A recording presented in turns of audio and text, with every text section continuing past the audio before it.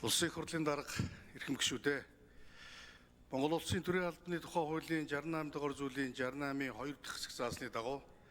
Монгол улсын ерөнхийлөгчийн хамгийн газараас Лхагвсүрэнгийн зол заяаг төрийн албаны зөвлөлийн гишүүнд нэр дэвшүүлэх саналыг улсын их хурлд танилцуулж байна.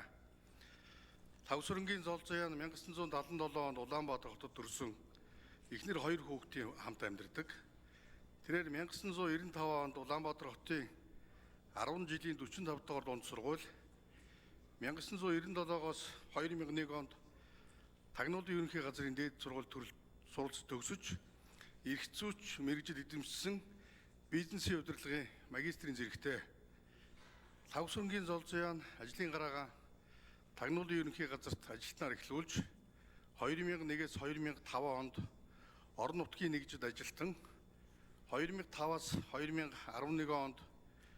төвийн нэгжид ажилтан, ахлах ажилтан, засгийн дарга, хилцээний орлогч дарга, 2011-ээс 2013 онд авигтай тэмцэх газарт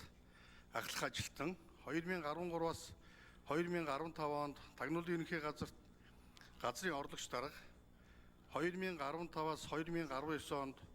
Монгол улсаас бүгд найрамдах хятадаар суугаа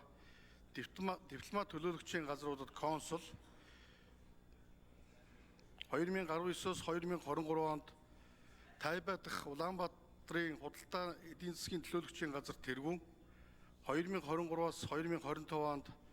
Тагнуулын ерөнхий газарт газрын орлогч дарга, 2025 оны 3 дугаар сараас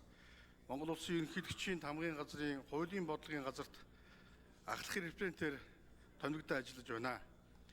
Лхагвсүрэнгийн зол заяа нь 2001 оноос хойш үндэсний аюулгүй байдал, гадаад харилцааны чиглэлээр ажилласан төрийн албаны дуршлагтай хэмээн үзэж, төрийн албаны зөвлөлийн гишүүнээр томилуулахаар нэр дэвшүүлж байна. Ийм Лхагвсүрэнгийн зол заяаг төрийн албаны зөвлөлийн гишүүнээр томилох асуудлыг Монгол улсын үндсэн хууль холбогдох хууль зааснуудаа хилцэн шийдвэрлэхийг хүсье. Анхаарал тавьсанд баярлалаа.